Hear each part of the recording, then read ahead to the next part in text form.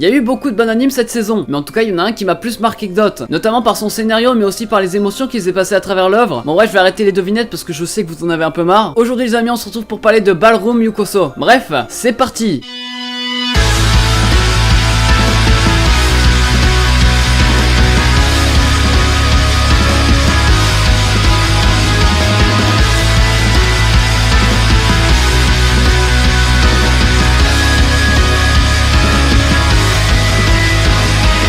Hey, salut à tous ces gens, c'est Manga, j'espère que vous allez bien, moi ça super. Aujourd'hui on se retrouve pour parler de Ballroom Yukoso. Mais avant de vous raconter qu'est-ce que c'est, je remercie Ryo-Sem pour cette magnifique intro. Et aussi pour des raisons techniques, je vais appeler l'anime que Ballroom. Ça sera plus simple pour moi et pour vous pour comprendre. Il y a que 9 épisodes sortis de l'anime, mais ça vaut large le coup que vous commencez tout de suite. Ça nous parle d'un jeune homme du nom de Fujita qui savait pas quoi faire de sa vie. Donc un peu comme mon orientation post-bac actuellement. Mais à un moment, lorsqu'il se fait racketter, il va se faire sauver par quelqu'un qui s'appelle Sengoku. Donc c'est pas le mec de One Piece. Cette personne est tout simplement un danseur professionnel. Cette personne va l'inviter dans son salon et c'est là que Fujita, le personnage principal si vous avez déjà oublié, va reconnaître quelqu'un de sa classe et après il aura pour but de devenir un danseur professionnel. Jusqu'à là vous me suivez. Bref, on va commencer par le commencement, on va parler de l'ending. Mais non, je déconne. Bon, l'opening est vraiment beau, en tout cas auditivement. Le son est vraiment rythmé, en plus de ça, ça nous met dans l'ambiance de l'anime avec les tempos, etc. Visuellement il est aussi beau mais rien d'exceptionnel. Ça nous montre juste quelques personnages de l'anime, donc c'est pas non plus oufissime. L'ending tant qu'à lui est vraiment nul. En tout cas moi je l'ai pas du tout aimé. En plus de ça, sur certains épisodes il y a l'ending qui coupe à un moment émotionnel, car des fois quand je prends des mouchoirs pour pleurer, l'épisode est déjà terminé et ça m'a un peu saoulé quoi. Mais bon, ça arrive que quelques fois et pas à tous les épisodes heureusement. Le chara-design des personnages est aussi bon, même si ça peut gêner quelques personnes qui ont des sourcils au niveau des yeux, parce que je sais que dans certains animés ils préfèrent ne pas les mettre. Mais bon, en tout cas c'est pas vraiment dérangeant. Mais s'il y a un truc où on peut vraiment les féliciter, c'est surtout sur l'animation. Ça va être difficile à croire, mais je pense que l'animation est mieux travaillée que sur Ogi les cafards. Ouais, je sais, c'est un choc. Mais bon, faire de l'animation sur la danse c'est très difficile, pour les pas, etc. Et je pense qu'ils ont plutôt bien réussi, en tout cas sur les épisodes que j'ai vus. C'est le studio d'animation qui a fait Ghost in the Shell.